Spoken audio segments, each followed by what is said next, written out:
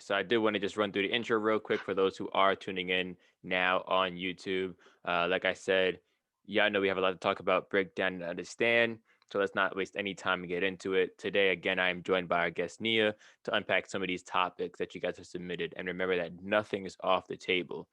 We went through a little walkthrough talking about, where Nia's name came from, the origination, and why Nia is also Denasia and how that became a thing. And I did want to make sure that I shouted out everyone who is tuning in on YouTube, Spotify, Apple Podcasts, Google Podcasts, Stitcher, Pandora, iHeartRadio, Listen Notes, and Podbean. And again, don't forget to subscribe and turn on the bell so you always know when it's Monday. And if you'd like to donate to the podcast, you can do so at our site at malsmondaypodcast.com.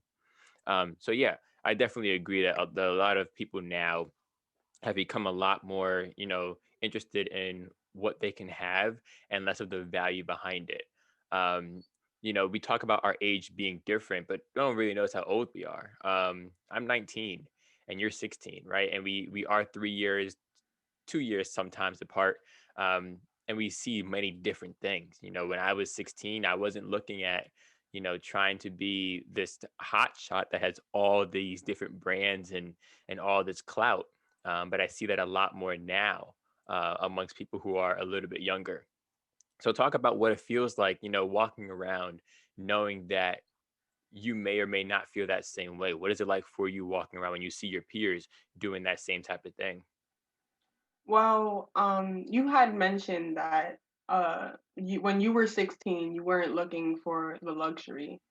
So going off of that, I would say it all like how I mentioned before, like it also depends on how you grew up and like what path you chose. Like I can say now, like being completely honest, a lot of the people who are buying the designer, the designer coats, designer shoes, let's be honest, the education is probably not up there, if I'm being quite honest. I mean, I know there's some people that are very educated who can afford those things and who want them because they genuinely want them and not because they see someone with it and then they're like, oh, let me get that since it's popping now. But so you, for example, you were a bad kid. However, in school, your mindset was always set to school. You had that one thing, that one hobby that you stuck to, which was robotics. And your life is basically around robotics. Some people's lives are around the Montclair coat or the Moose Knuckle or the Balenciagas, you know? But I feel like that also has a lot to do with people's families and how they're raised a little bit and also their financial situations because you might have a friend who owns all these designer items and then you have another friend who lives in a one bedroom apartment, can't afford it, but is really smart and unfortunately can't afford the things that they might want. So I feel like for me personally, I'm glad I didn't grow up that way. I mean, I know I can want a few things here and there. Like I might say, oh, I want those sneakers. Those sneakers look really nice. However, I would be saying that because I genuinely like the sneakers. I truly want the sneakers. I feel like there's a way I can style it. I can wear it. I know I'm going to wear it more than once. Um, and I feel like a lot of people really don't take that into consideration at all. Yeah, I definitely understand, and I think it's interesting to think about the fact that you named all these brands that to me, I don't even know what a moose knuckle is. That sounds like a crazy random brand that just randomly popped up out of nowhere. So yeah, and like you said, I think once you find your group in a school or somewhere that you find your group, you tend to become accustomed to that group. People say when you hang around four rich friends, you become the fifth. You hang around four broke friends, you become the fifth. I hung around a bunch of robotics kids and I became that kid. So it's kind of interesting that I'm sitting here on a podcast, not building a robot right now, but I'm also someone who's very interested in doing a lot of different things and building a lot of different businesses. And on that topic of businesses, just want to talk a little bit about you. What do you see yourself doing? Where do you see your career going? And what are you doing now to kind of prepare yourself for that? So I want to actually pursue a career in the medical field. I'm not exactly sure what category of biology I want to, have a career in. However, I look into being a pediatrician maybe, or maybe a dentist, because and that has a lot to do with how our family is and their medical history, which is why I choose the medical field. And also the medical field, spots never run out for people to work in it because they're always in need of doctors, physicians, etc. Um, yeah. Yeah, I definitely agree, and I think that it's important to uh, know what you want to do, and it makes it even better when you can get it from someone in your family or someone that you have experience with. You know, you are my sister for those who don't know who you are, and we live in the same family. You know, we're the same blood, so we see and understand the same things. So I think it's very interesting, and I say kudos to you 110% for even thinking about wanting to go and pursue that, because that is a lot of schooling. And while I enjoy school, I don't want to be in school for that long. So, I'm gonna have you, supported all the time, but I will never be pursuing anything medical related, um, because that's just not my field of interest.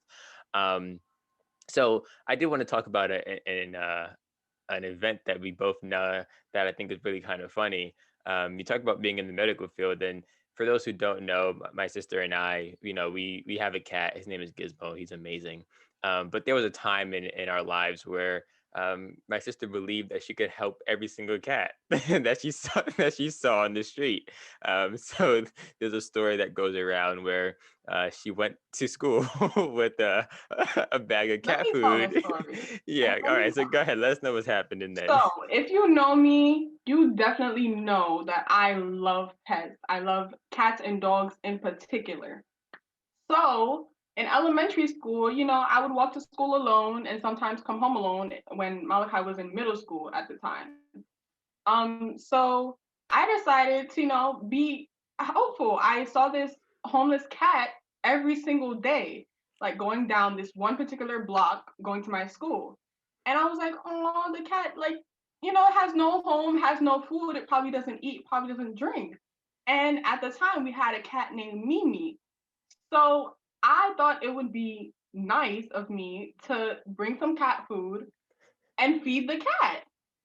And so I did that. And a few weeks later, my aunt had found the cat food in my book bag and assumed that I was eating the cat food, which is really like, it's just beyond me at this point to think that a family member would think that I'm eating cat food when you know that I have a genuine love for cats and dogs. But that also relates to my career field as well. I wanted to be a veterinarian. However, I'm also allergic to cats and dogs, so can't do that. Yeah, so you're living what I would call a double life, where you want to do one thing, but you got other things that's kind of stopping you in the sense. Yeah, I don't know. It's that story to me is just always very very funny. So I did want to just say something to those who are listening and watching. Of course, if you have not seen my Mouse Challenge channel on YouTube, then you may not know who Nia is, but that is the greatest sister in the world, I would say. Aw. She didn't know, of course, she was going to be in a prank. But that video has now taken off. We're getting recognized in different places. And I just uploaded it yesterday. So I definitely want you guys to check out that video on I Am Mal, on I Am Mal's channel. Yeah, let's talk about social media more, though, and talk about, where that's kind of taken us. Where do you see social media kind of going within the next year or two, especially given COVID, this global pandemic, and everything that we're dealing with? So I personally feel like everybody will be using social media. Nowadays I see freaking 5-year-olds with the iPhone 12. I see like 5-year-olds, middle schoolers. I had the iPhone 4 in middle school, and people clowned me for that. But if you think about it, it's the way you grow up. My family and the people that take care of me, they wanted to make sure that I was on the right path, like not only physically but mentally, you know. So taking care of my you know, caring for my education, caring for myself physically, and they just thought that, you know, the materialistic things would drive me down the wrong path. um and then I later on got another iPhone, but you know, it's kind of crazy. Sorry, that's kind of off topic, but relating back to social media, I feel like everybody's going to be using social media. Everybody's in love with TikTok, you know, Twitter, you know, Snapchat, Instagram, Facebook. Not many people that I know use Facebook anymore. But social media definitely has a huge essential impact on a lot of people nowadays. And I feel like it's evolving, definitely. Yeah, I agree. Do you ever feel like we're going to 100% lose touch with humans in the sense that, we won't really be talking to our family anymore unless we're FaceTiming them or video chatting them? Do you see that happening in your own life? I know for me, I'm away from home, so the only way I can really communicate with you and mommy is through social media, or of course texting is technically touch social media as well. But just the fact that technology has kind of taken over the way that we've operated. What do you feel and what do you see as where we're going right now? Well, for me personally, I feel like I do use social media a lot.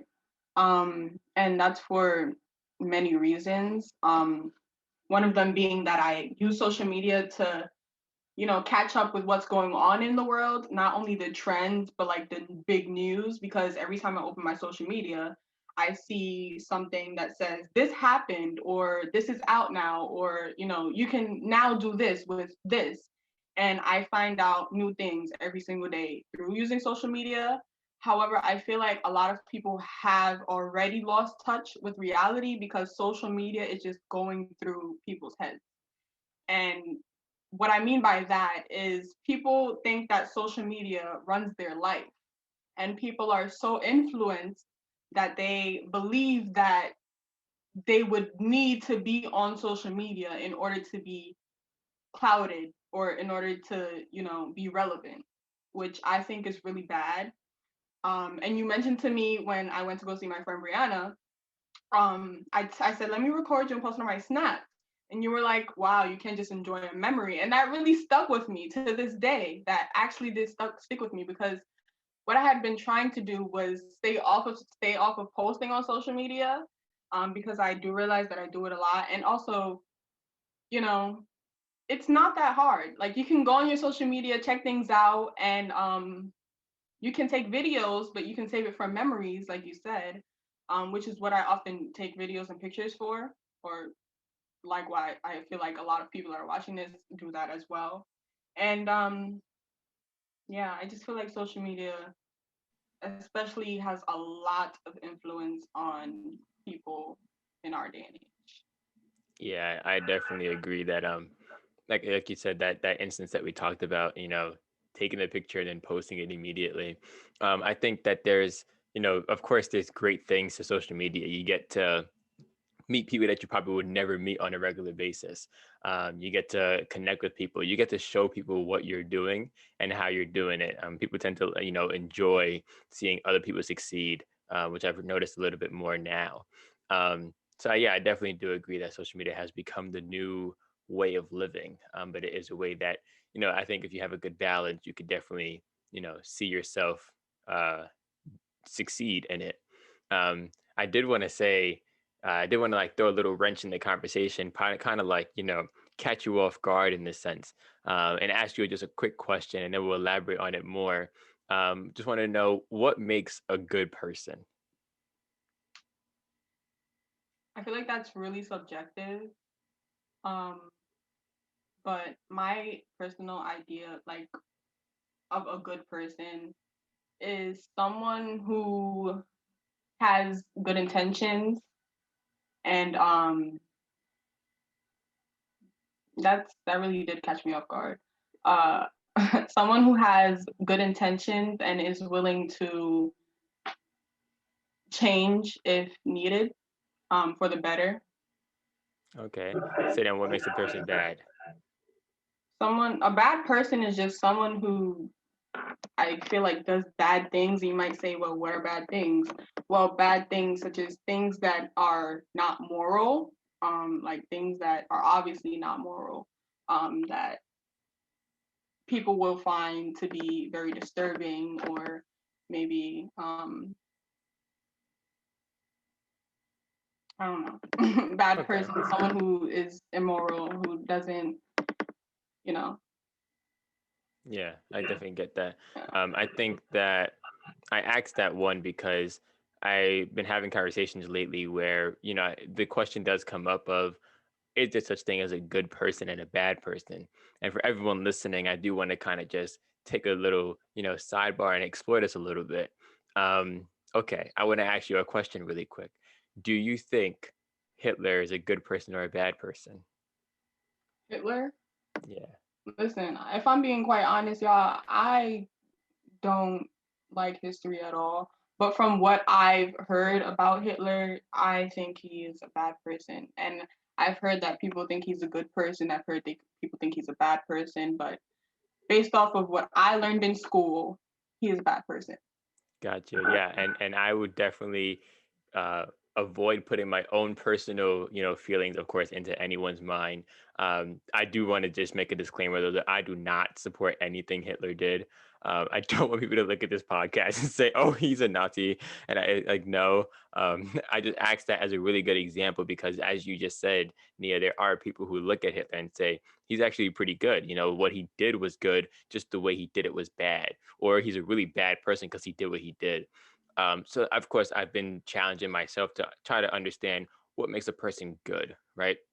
What makes a person bad, or are people just good for certain things and bad for other things? And if that's the case, then we can't. Then why are we able to even label someone as good or bad? So that was like a little, fork in the road and kind of catch you off guard. Just see, see where your answer is. For everyone who is listening and watching this after, I do want to know. Feel free to drop in the comments what makes a good person, what makes a bad person, or is there such thing as good and bad people? So I definitely want to, elaborate more on this conversation. And every guest that we have going forward, I'll ask that same question just so that I can, formulate some understandings of where people are in this conversation of what's good and what's bad. So I do appreciate your answer very, very much. I do want to open up this floor for the next 5 minutes of our podcast to allow you to ask me questions, to talk about different topics, to ask about different things. You're my sister, so you pretty much know everything about me. But anything that you think people would want to know about me or should know about me, and this is your time to kind of just shine and take the floor. Um, okay. You, something that people would want to know about you.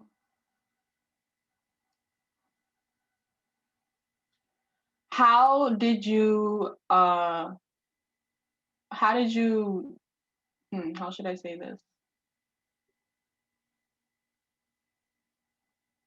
What made you want to independently start making money? That's actually a really great question. That's wow, that's really good. So for those who don't know, my father passed away when I was 9, and I learned how to first solder. For those who don't know what soldering is, it's just like putting metal together on electronics. I first learned how to solder at 9 years old. My uncle introduced me to it, and I said, this is really, really fun. I enjoy doing this. I'm going to continue to pursue this. And the next thing after that was robotics and continuing to do robotics. And then came engineering and continued to do engineering. And what I realized that during the time of this pandemic, where people have just been getting laid off, people have just been living the worst years and days and months of their life, I am still young enough to figure out what I want that to mean for me. Do I want that to mean that I'm now depending on someone else to sign my check and possibly be able to say, yeah, you can't work here anymore because a pandemic doesn't allow us to have you? So once I started realizing my own self worth and realizing that that was not where I wanted to be, what I was comfortable with being, or anything like that, I decided that I needed to figure out the entrepreneurship route and understand what was going to help me become who I wanted to be. So that means tapping into multiple streams of income because every millionaire has at minimum seven. Now, I'm not trying to be no millionaire, but I'm trying to be wealthy and live a really good life and give back to many different people. So yeah, that is like really, really what inspired me to say, you know what, like you don't need to just be settling for this. You need to be working harder because you know what you're capable of doing. You know what your self worth is, and you know how much you can give back. So that's why all the projects that I've done have kind of been ones that have self-employed myself to make money, and those that have failed, and I can go down saying I tried it. And those that are doing pretty well right now, I can continue to say I started it. So that's actually a really, really great question. And a lot of people may have that question and may not want to ask and may not know how to ask. So I think you just made somebody's day. I really appreciate you asking me that question, though. Sure. And jumping off of that, what would you tell people who are maybe like my age, maybe younger, or your age or older, um, who want to start their own business, want to start making income on their own? Um, I would say go for it. And that would be the only thing I can say because when I started, I didn't have anyone to fund me and support what I was doing. I constantly got told like you're a college kid, just stay in college, get your degree, and get a job. Stop trying to do this, that, and the third. And I was trying. People were trying to write their narrative into my life, and that's not what I liked. Mm, But the fact that I just kept on going and didn't say okay and just kept on fighting through it allowed me to achieve a lot of things that I have right now. Um, and I don't have much. I don't want to sit here and sound like I have it all. Really don't have much, but I do have a drive and a passion to continue what I enjoy. So if someone wants to start a business, go and do it because the worst thing that could happen is it fails. But if it fails, it can fail and you can say that you've tried that thing as opposed to just letting it fail and like wishing you tried it or see someone else do it and say I had that same idea. Go for it, you know, and make sure that you are leveraging your networks. If you know anyone, your family, your friends, your partners, your bosses, your internship agents, teachers. whatever, teachers, professors, leverage everyone because at the end of the day, when you need something, you don't know who someone else knows. You can talk to your teacher that you think sits at home with 45 cats and they could know Jeff Bezos. Or more realistically, they could know, you know, rest in peace, they could have known Chadwick Boseman, you know. So there's a lot of different people that you never know who knows nowadays because social media has connected so many people. So go for it, right? Go for your dreams, keep going, keep striving. And you're not going to see results right then and there. That's the one human flaw that tends to bring us all down. We look for this instant gratification that is not always there, especially when it comes to something like entrepreneurship. You're not going to see instant gratification. You're not going to see the income just coming in like that. But you got to find your why. You got to find your reason. You got to know what's going to keep you waking up every single day to work at that dream. The minute you stop, someone else is now going to pursue that dream, and you're going to feel left behind because you didn't continue what you started. So definitely, just go for it. Go for it. Go for it. Go for it. Don't stop until you've reached that point of like, I'm here. You know, you can say, I did this thing. I'm the man. I'm the woman. I did this shit. That is yours. And, you know, you made that thing happen. And I think that's the point that a lot of people miss out on at times. So, Huh, yeah. good advice. So basically, go for your drive, like stick to your drive, be passionate about it, Yep. motivated and dedicated. Yeah, just find your why. Once you know your why, it becomes everything just becomes so much easier. Like I know my why as to why I want to go so hard to do the things I want to do. And that keeps me alive every single day and keeps me keep on going. Like it's the reason why I keep going because I know why I'm trying to do it.